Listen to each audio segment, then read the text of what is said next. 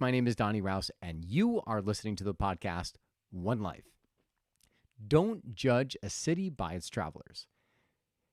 This past November, I was traveling around Asia.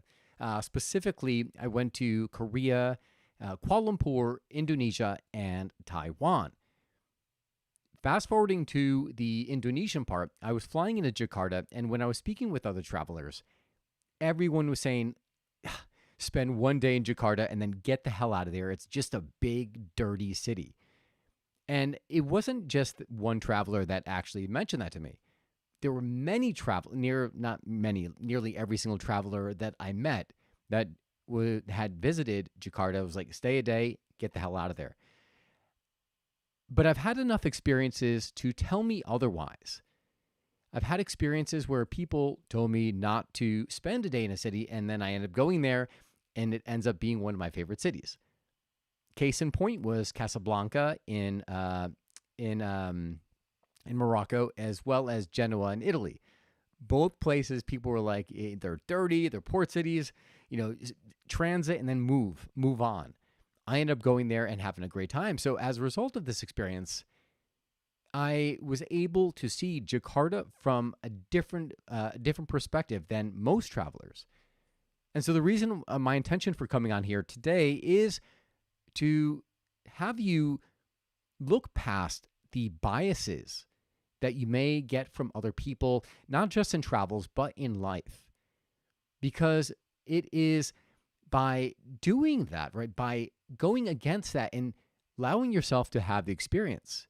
One, you have a new experience, and as a result, you have a different perspective. Two, you realize that the friends you meet along the way are what make the experience. And then three, what was my third, is that you get to experience new things. And I'll go into how those experiences allowed me to just live curiously in life. So in Jakarta, I arrived in Jakarta and it was nighttime. My Uber or my driver was taking me through this area, and it was very, very dimly lit. There weren't a lot of street lights. And as we're driving through what looked like a shanty village, I was freaking out. I was like, oh my God, where the hell am I? I hope this car doesn't break down because I'm going to die. I'm going to get murdered. It's just going to happen. Please let me get there in one piece. I arrived to my hostel and I am just kind of flustered because of what I had just experienced. To give you a little bit more detail on what I experienced, I'm looking out there. We're driving down this narrow street, and there was just like hordes of people sitting along the sides of the street. And you couldn't really make out the faces, but all you saw were like eyes, and they knew they were, well, at least I assumed that they were fixed on me as I was driving by. And then looking at the buildings on one of the sides. One side was like water, and the other side was houses, and they looked like shanty. You could tell they were broken down. There might not even been running water. They just looked very, very run down. And when I got there, I was flustered, and I started talking to a couple other travelers I met, and was pretty much at that point I was confirming as well. You know what? I'm just going to stay here for half a day, and then I'm going to move on. Morning comes, and I decide to venture out into the world. I started to explore. I was like, you know what? Let me go a couple streets. Let me see what that feels like. As I started walking down, I started realizing, well, you know what? This place is not so bad. It doesn't feel as unsafe as I thought it felt when I was arriving at night. So lesson number one is that anytime you arrive to a city at night, it is often, at least in my experiences, very different in the day. So let that be lesson number one. Lesson number two, as I was going around walking in the city, I was walking solo and I was having a great time, because one of the things I love about traveling to a new place is that it opens your eyes. You become curious. You start to release all of the expectations that a place is supposed to have, and you just live curiously. So as I was going through, I was walking towards the Chinatown because there was an old coffee shop that I wanted to visit to try a something called cham, which is tea, coffee, and I think evaporated milk. I'm walking down and I see this giant mall there. I'm like, that place looks cool. Then I see in the window a sign that says karaoke cafe. I was like, if that's the best combination I've ever heard in my life about coffee and karaoke, what could be better than that? I walked in there and there's not a single soul in the place. And when I say the time I walked in there was probably around like 11 o'clock in the morning. I walk in there, I look, I see people, the bar is fully staffed. And I see someone like in the back room manning the karaoke machine, and there being a giant stage. I walked in, I'm like, are you guys open? They're like, yeah, we're open. I was like, okay, possible to sing. Oh, yeah, it's possible. So in that position, I was like, oh, what the hell do I do, right? I just had a ton of coffee at the hostel because they had a cafe. I'm like, what do I do? I could have another coffee here, but I'm already a little over caffeinated. The trip's been a very caffeinated one. And I was like, well, why not? Plus, it was so stinking hot. By the time once I stepped out of my hostel, it was like instant sweat. I was like walking in my shirt was just moist to the touch. Like you could touch my shirt and it was damp. I got used to it. So I said, all right, what the hell? It's morning. I can have a beer. So I got one of those giant beers. That's like 2 beers in one. It's like a half liter. And I was sitting there and I put a song in. I put my favorite song, Babylon. And as I was there, I set my recorder up and I started singing, and everyone in the bar was kind of cheering. And it was just an awesome time, and it was unexpected. And the reason I tell you this is because of that curiosity that I was living with. I see a cafe. Oh, that looks like it's interesting. Let me go in there. I see this store here that's selling Buddhist beads. Oh, that looks cool. Let me go wander in there. It allowed me to be more curious being in a new place, because what happens when you're in familiar environments?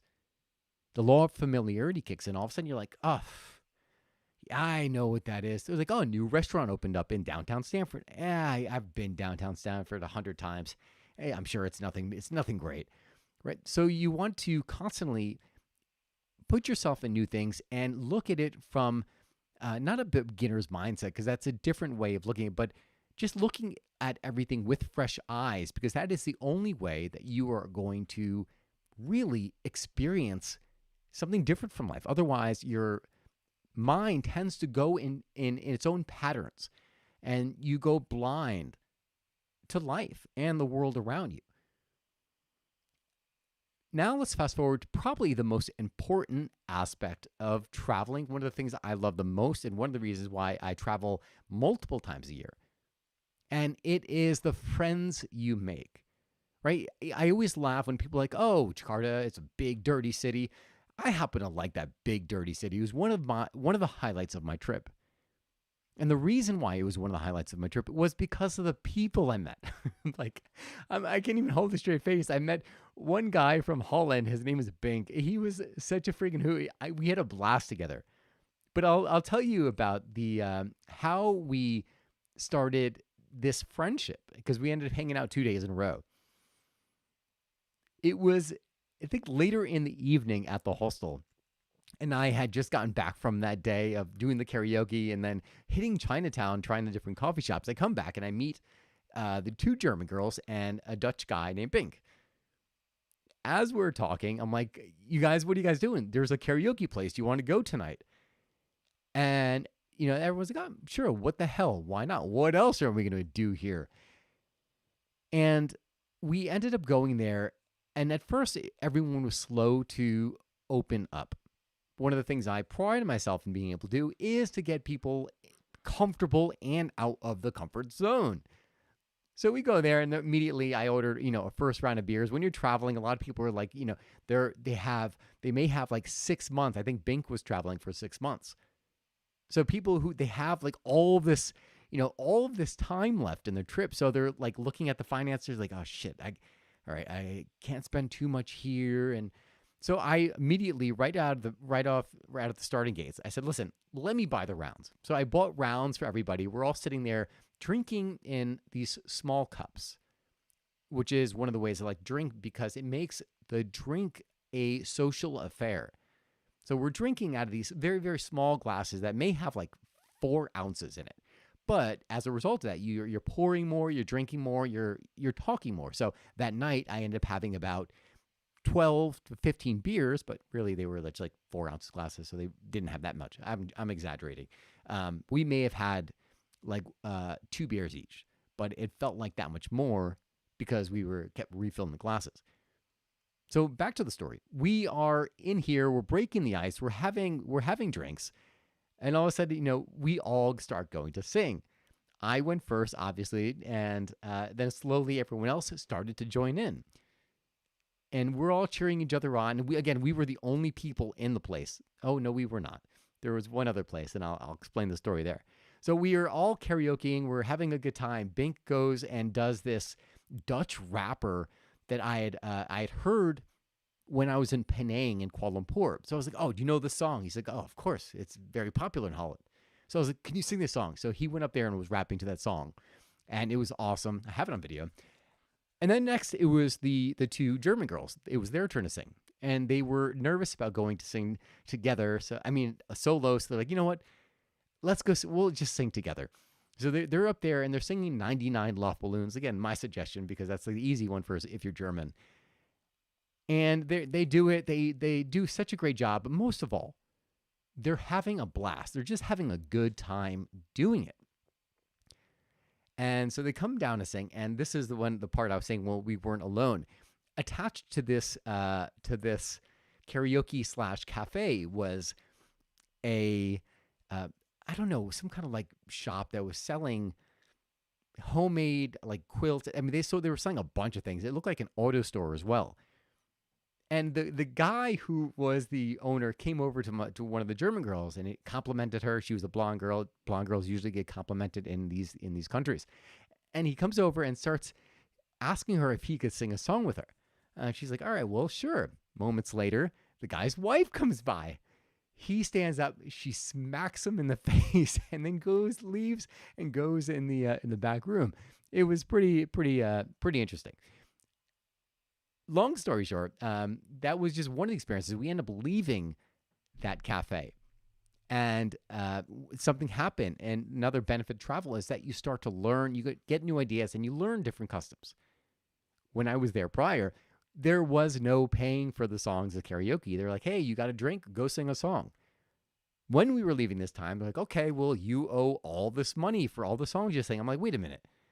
You didn't charge me this morning? Why are you charging me now? And she's like, well, that's how we do it here. I was like, well, no, then let me know up front. I brought everyone here because we were drinking. That's why we kept drinking. And so that was the night. And so we built a very, very tight bond. And all of us ended up going out the following day to just kind of explore the city and look at one of the monuments. And I'll bring up a different point about travel is by opening yourself up to experience and the people that you meet. One of the guys that we had met at the hostel, his name was Al. Al was Indonesian. He was actually from the island of Bali. And when I first met him, he just looked like there was a dark cloud on him. If you're listening to this, Al, I'm sorry, but I love you. And it ends up turning out to be a good story. But he just felt like he had this dark cloud on him. And we invited him out that day, and I was like, oh, man, he's got to be a drag. But as we got to know him, he ended up being freaking awesome. Because he started to open up like a flower, and he started to bloom. Later that night, the girls ended up going off somewhere else, and Al, Bink, and I, we all decided to go to a place called New Jakarta City. New Jakarta City is basically like the new Chinatown. It's this new development with all these really, really nice shops, eateries, a boardwalk along the water, and tons of live music. So we are out there, and Al he's had a few drinks now because he wasn't drinking. Earlier that day he was drinking, but now he's had a few drinks, and he's making known his preferences on the type of girls that he likes, and just a different side that I had seen before. We're walking down the boardwalk, and every single singer there was freaking amazing. I was like, holy shit, every single one of these can be like a top 40 recording artist. One bar in particular there was a female singer up there, and she was singing, and I was blown away. And I was hanging out looking, and someone said, "Hey, do you guys want to come in for a drink?" I said, "Sure." And as we were sitting there, before we even ordered a drink, they were like, "Who else wants to come sing?" And I looked around, the place is packed, and I'm like, "I'll go up." And so they're like, "Well, what do you want to sing?" I was, "Well, what do you know?" And I'm like, "How about Babylon?" And they listened. They never heard the song before, and then like I let him play it, and he was listening to it. He was a talented musician. This guy who was playing the keyboard, listening to it, and he just started playing like the chorus part, which is the same few notes over and over. It didn't really sound anything like the song, but if you know Babylon, then you could kind of make it out. So I went up there and I started singing. Like Al and Banker having a great time because they're just laughing at me. they're they're laughing at, like, this guy has freaking balls. He's just right in the middle of this bar singing in front of anybody, and the song doesn't even sound good. Um, Needless to say, shortly after that, the owner of the bar comes by. He's like, "Man, that was really good." I think he was being nice, or maybe he wasn't. And he bought us around. So we ended up having, like, I don't even know how many beers we had that night. It was an awesome night. And what I'm trying to say is, don't judge a book by its cover as it relates to people as well as how it relates to the city, because there are so many factors that influence how you experience a city, just like there are so many factors on how you experience life. So let me recap, right? Number one, don't take anyone else's word for it, because everyone brings something different to an experience, and as a result, they're coloring that experience with their experience. So allow yourself to come up with your own opinion about it. Could be anything. It could be a city, it could be a person, it could be an experience that you want to try, but everyone tells you you won't like it, and you're like, well, maybe I won't try it. Could be anything. Have your own experience. Secondly, live curiously. We get into these tunnel vision modes of tunnel vision where we don't allow ourselves to just live curiously and explore different things. Without going off on a tangent, I was at Home Depot and I was buying a bathroom vanity, and I'm going in, I'm rushing into the store, like sprinting into it. And then I'm sprinting out, and I realize, like, as I'm coming out of the store, I'm like, this sucks, man. Like, why am I, like, I'm stressed. why am I stressed? I'm buying a vanity. Then I remembered when I was in Indonesia, like, I went to this department store, and I was like, it was like I was a child at Toys R Us. I was in there, I was looking around, like, oh, wow, look at this coffee drink. And I ended up buying, this is for a different story, but I ended up buying this coffee because it had all these special herbs in it. Comes to find out, it's like a coffee drink that men have before they have sex because it's supposed to stimulate you. And I was going there, and it was like everything was new, and it was just my approach. It was just my mindset. Nothing shifted. So as I was walking out of Home Depot, I was like, what was different between Indonesia and now? Clearly, I was in Indonesia, but it was just my mindset in being able to be immersed in that moment and to enjoy just the experience of walking. Literally, I walked to this department store, which took like half an hour to 40 minutes. Like, I was just immersed. So immerse yourself in day-to-day life. Try to, when you say, I can't, it's going to be this way, that means go do it. Do something different. And then lastly, and the most important again, is the friends you meet are what's going to make your experience. Like, I am so happy. Like, it blows my mind that I had such a great time. Even with Bink and I, we text, and we were just, he's like, yo, I miss you, man. He's like, we exchanged it like that brother love. And he was just like, I miss you. It was such a great time because we all just connected so well. And I think that is one of the things that's really, really missing from society today, is that there's all of this surface connection. It's not even a freaking connection. Like, it's not real. If you want to have a real connection, you need to get intimate. And I'm not talking about intimate in the physical sense. I'm talking about intimate, getting to know somebody beyond what's there in the surface. Travel's awesome because for me, I'm stripped. When I'm in traveling, everything's off. But when I'm home, I usually will have a little bit of a shell on. I try not to, but I'm honest with myself and I'm aware. And so what that time together spends, There is a quote I'd recently read. It talks about intimate, like how much intimate time do you actually get with somebody. And in this book, they were saying spending 4 hours with somebody, you might get 20 minutes of intimate time. 20 minutes of intimate time after spending 4 hours. And that's 4 hours of just talking to the person, not being distracted by what's on your phone or doing the computer or watching a TV show, right? Because that is not intimate time. Intimate time is where you start to get to know, you start to appreciate the people for who and what they are. So that is the third of the lessons that I want to impart to you. And hopefully this will get you to, my real intention, I'd love you to go out and travel the world, go to these places that are not the highlight reels of Instagram, because that is where you're going to meet the real people. That is where you're going to have the authentic experiences. That's why I avoided Bali. I didn't go anywhere close to it. So, but in life, it's so easy to forget that if we want to experience the same emotions, we simply have to do the same thing. Approach it with the same mindset, and we will have the same emotions. But I speak with myself included in this, because I'm very guilty of it. I'm getting better, but I am very guilty of it, of playing almost like playing a different role when I'm home versus when I'm abroad. And when I say a different role, meaning like here, I try to focus on work and getting things done. When I play, I play. I play really well. So that's it, man. That is all I wanted to share with you. Get out there, explore new worlds, form your own opinions, live curiously, make amazing friends, because those memories are what you're going to remember for the rest of your life. And that is it. That's all I've got for you guys. Travel the world, get out there. So I hope you enjoyed this podcast. If you liked it, if you learned something, or at the very least, if you found it entertaining, there's much more where that came from.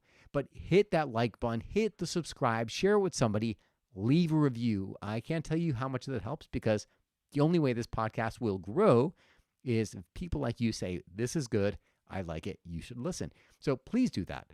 If you have any questions or would like to leave a comment, you could do so by visiting my website at www.donnyrouse.com. That is DONNYRAUS.com. That is all I've got for you guys today. Hope you enjoyed this episode. Remember, you only get one life. Live fully, live passionately, and most of all, live now.